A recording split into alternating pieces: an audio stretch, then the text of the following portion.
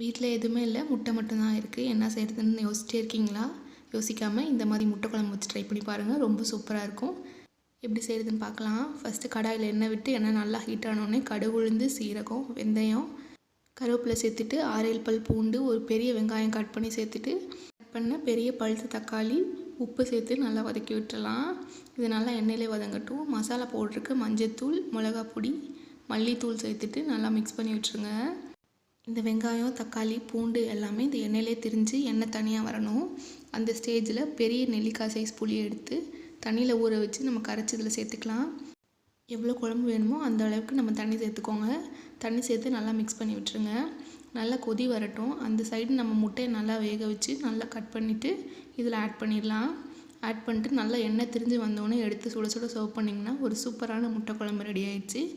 இதுக்கு சைடிஷாக அப்பளம், வடகம்லாம் வச்சு சாப்பிட்டிங்கன்னா செம்ம டேஸ்ட்டாக இருக்கும். கண்டிப்பாக அந்த ரெசிபியை ட்ரை பண்ணி பார்த்துட்டு எப்படி இருக்குன்னு மறக்காமல் கமெண்ட் பண்ணுங்கள். எனக்கு சப்போர்ட் பண்ணுங்கள்.